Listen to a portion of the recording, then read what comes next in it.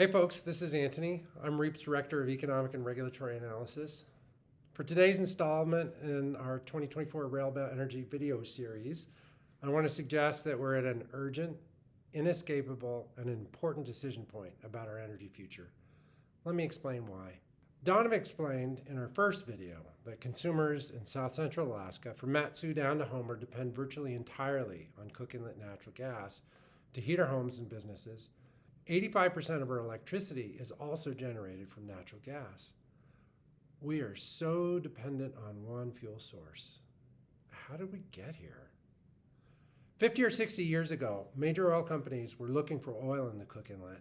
And as they were looking for oil, they were disappointed somewhat to find 4 major world-class gas fields. Massive supply, very little local demand. It's not surprising then that our local electric and gas utilities were able to secure pretty good deals from the producers of those major fields for our local utility needs. Until 2004, consumers up here paid well under the national average for natural gas.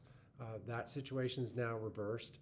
The major fields have been depleted, and today we're now paying about 3 times what consumers in the lower 48 pay for natural gas.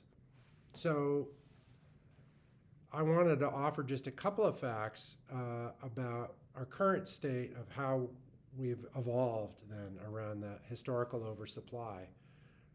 Right now, we only have 3 producers in Cook Inlet, and more than 90% of production comes from just one of them, Hilcorp. 2 years ago, Hilcorp gave notice they did not have line of sight for being able to continue to meet utility needs. And the other players in Cook Inlet produce very little gas and haven't stepped up. One company, Enstar, distributes all of the gas to our homes and businesses. And Enstar also distributes by pipeline the natural gas around Cook Inlet to our wholesale customers, including our electric utilities. Geologists tell us that there is a lot of undiscovered gas in Cook Inlet. So why is it that new producers and new companies do not step into the breach to meet our local needs? The reason is simple. Alaska's demand for gas is small. The economics of finding and developing gas in our small market is like building an entire factory to produce a single car. There are just not enough units to spread that large upfront cost, and so the per unit costs are really high.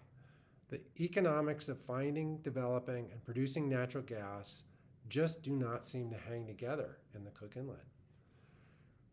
So in the face of that, we really have no alternative but to shift towards alternative ways of meeting our heating and power needs. We've got very little time to make decisions on how we do so. So this Wednesday, November 20th at 5:30, REAP is hosting an event at the Anchorage Museum. It's free. We're going to discuss the question of where we go from here and who will decide those questions. We hope you join us.